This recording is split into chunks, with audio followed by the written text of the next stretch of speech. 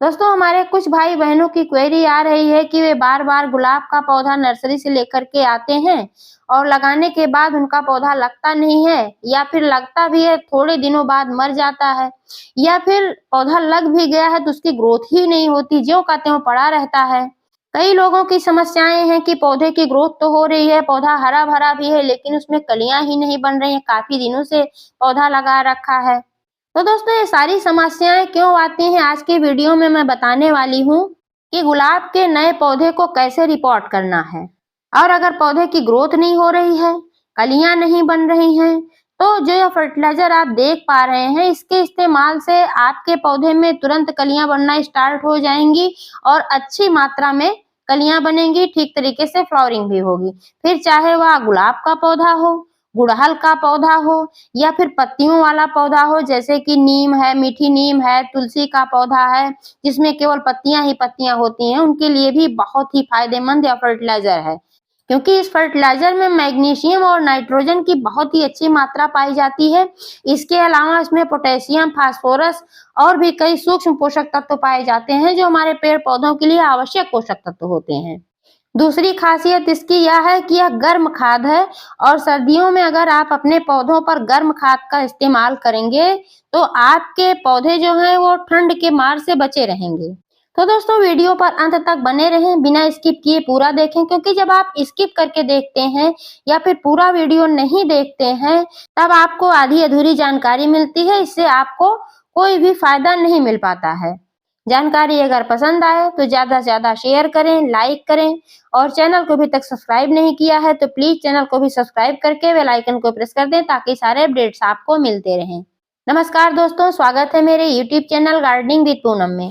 दोस्तों आप जो है मेरा गुलाब का पौधा देख पा रहे हैं, इसको लगाए हुए अभी पूरा 1 महीना भी नहीं हुआ है, लेकिन इसमें कलियां बनना स्टार्ट हो गई हैं और पौधे की ग्रोथ भी बहुत ही तेजी से हो रही है।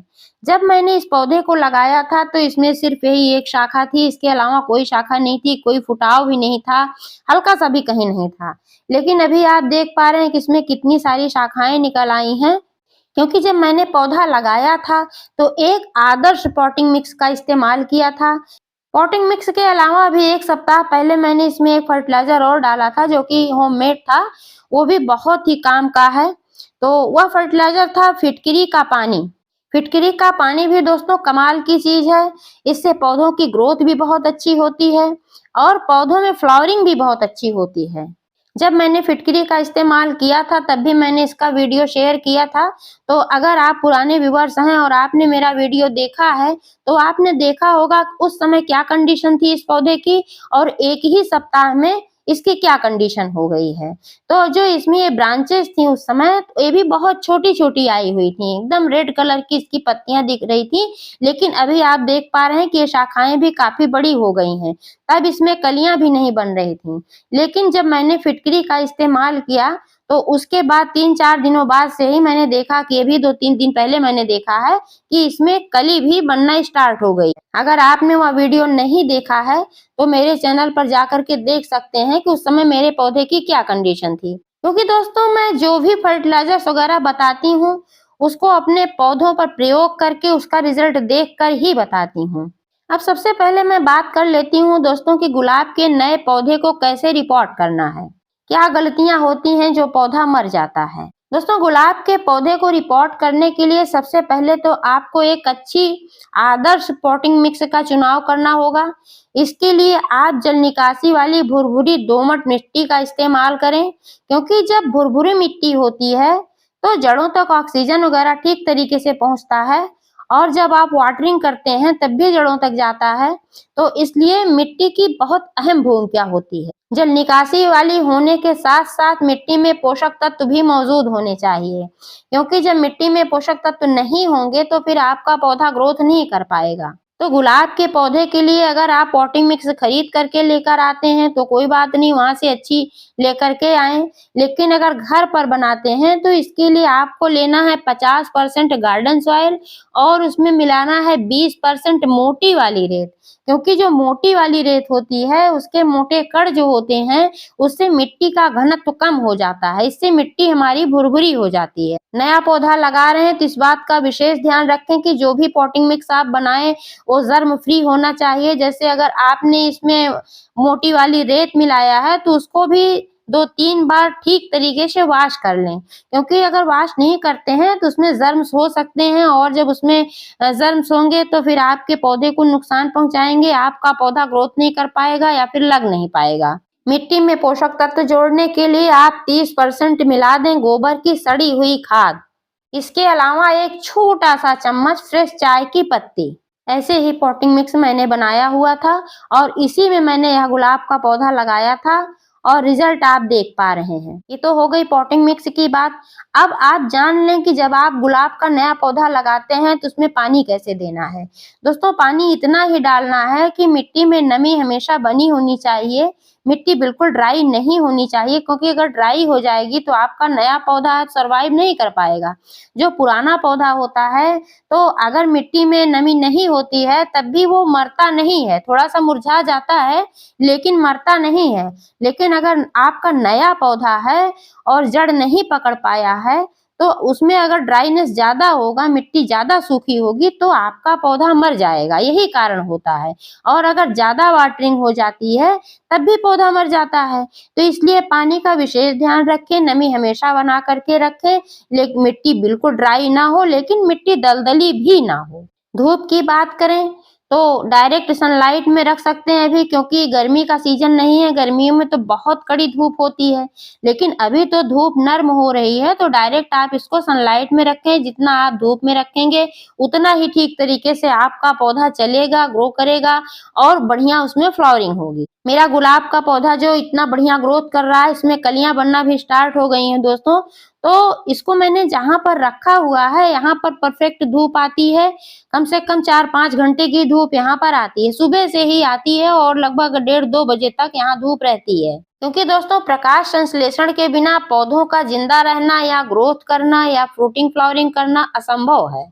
जब आपका पौधा लग जाए उसके बावजूद आपको अपने पौधे को सनलाइट में ही रखना है और पानी का वही ध्यान रखना है कि मिट्टी में नमी बनाकर रखना है, बिल्कुल ड्राई नहीं करना है, मिट्टी गीली नहीं करना है। तो दोस्तों, अगर आपके पौधे पर अभी तक कलियां बनना स्टार्ट नहीं हुई हैं तो आप फिटकरी का इस्तेमाल कर सकते हैं और जो और आज फर्टिलाइजर मैं बताने वाली हूँ उसका भी इस्तेमाल कर सकते हैं। फिटकरी का इस्तेमाल करके मैंने रिजल्ट आपको दिखा दिया है अपडेट के साथ कि 1 सप्ताह पूर्व इसमें कोई भी कली नहीं बनी थी और इसकी जो ब्रांचेस थी कितनी छोटी थी और अभी इसकी ग्रोथ कितनी अच्छी हुई और कली भी बन गई। अभी एक ही कली बनी है लेकिन यह है कि बनना स्टार्ट हो गई है। समय समय पर मिट्टी की गुड़ाई भी करते रहें, क्योंकि जब गुड़ाई करते रहते हैं तो मिट्टी भुरभुरी होती है। आप देख पा रहे हैं कि मेरे गमले की मिट्टी कितनी बढ़िया, कितनी भुरभुरी है, मिट्टी में जमाव बिल्कुल भी नहीं है। क्योंकि जब ऊपर से ऐसे पत्थर जैसी हो जाती है मिट्टी तो फिर जड़ों तक ऑक्सीजन भी नहीं पहुंच पाता है और जब आप वाटरिंग वगैरह करते हैं तो भी ऊपर ही पड़ा रह जाता है, इसलिए पौधा खराब हो जाता है, पौधे की ग्रोथ नहीं हो पाती है। तो इसलिए गुड़ाई करना बहुत ही आवश्यक होता है। गुड़ाई करते रहने से गमले में खरपतवार वगैरह भी नहीं उग पाते हैं, क्योंकि जब उगते हैं तो जब आप दोबारा गुड़ाई करते हैं तो उसमें वे खत्म हो जाते हैं, जड़ों तक ऑक्सीजन भी पहुंच पाता है। दोस्तों, आज मैं जिस फर्टिलाइजर का इस्तेमाल करने वाली हूँ यह भी होममेड है। मैं कभी भी अपने पौधों पर केमिकल फर्टिलाइजर का इस्तेमाल नहीं करती हूँ, घरेलू खादों का ही इस्तेमाल करती हूँ। तो पीछे मैंने इस पर फिटकरी का इस्तेमाल किया था और आज मैं इसमें सरसों के दानों से बना हुआ फर्टिलाइजर यूज करने वाली हूँ। जो आप देख पा रहे हैं ये सरसों के दानों से बना हुआ फर्टिलाइजर है। इसमें सरसों के खाद में दोस्तों नाइट्रोजन और मैग्नीशियम की बहुत ही अच्छी मात्रा पाई जाती है। इसके अलावा फास्फोरस, पोटेशियम, जिंक, बोरोन जैसे अनेक पोषक तत्व इसमें पाए जाते हैं। सरसों में जो तेल की मात्रा होती है इससे हमारी मिट्टी में फंगस वगैरह भी लगने का खतरा नहीं होता है। सरसों के फर्टिलाइजर को इस्तेमाल करने से मिट्टी की संरचना में सुधार आता है और मिट्टी में खाद और पानी को पकड़ने की क्षमता आती है। इसके इस्तेमाल से जड़ें मजबूत होती हैं, पौधा ठीक तरीके से ग्रोथ करता है और सरसों में जो तेल की मात्रा होती है इसकी वजह से मिट्टी में फंगस वगैरह नहीं लगने पाता है। तो दोस्तों, इसलिए बहुत ही पावरफुल फर्टिलाइजर होता है। आज मैं इसी का इस्तेमाल करने वाली हूँ अपने गुलाब के पौधे में।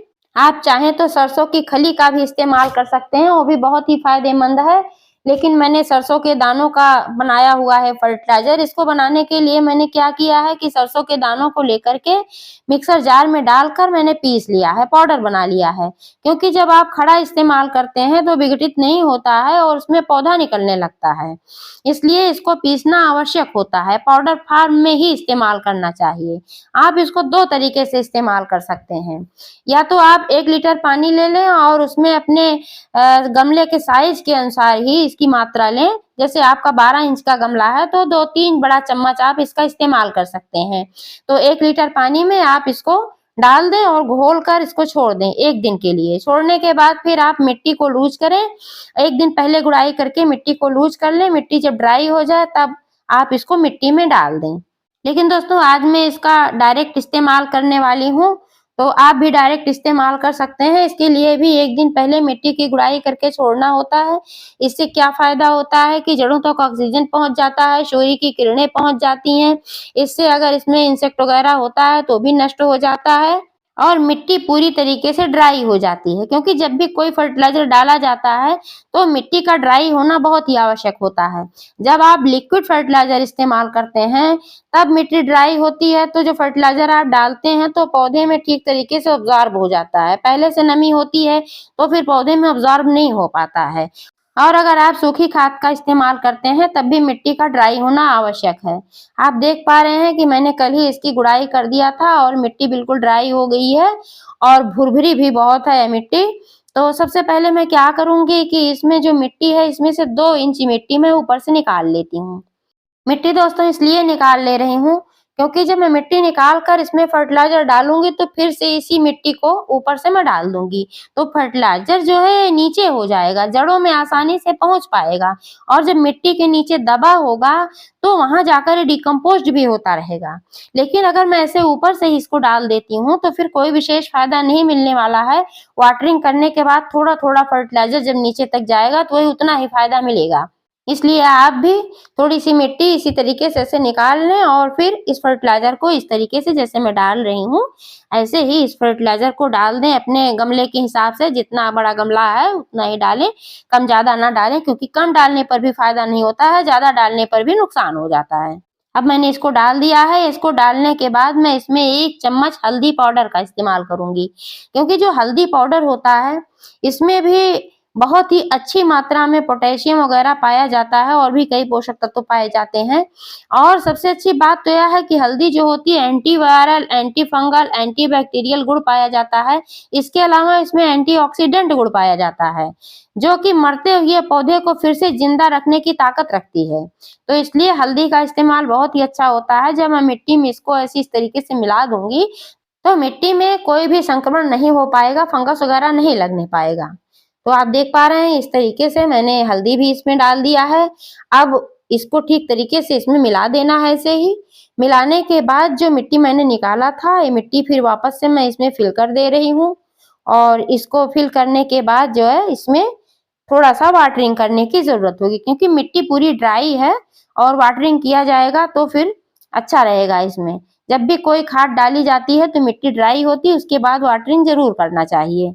अब आप देख पा रहे हैं पूरी मिट्टी मैंने इसमें फिर से डाल दिया है और मैंने इसमें डाला है थोड़ा सा पानी। तो इस तरीके से अगर आप अपने नए गुलाब के पौधे को रिपोर्ट करेंगे और इस तरीके से उसकी देखभाल करेंगे, फर्टिलाइजर डालेंगे, धूप में रखेंगे, तो आपका गुलाब का पौधा निश्चित रूप से ठीक तरीके से चलेगा, कभी नहीं मरेगा और अच्छी फ्लावरिंग करेगा।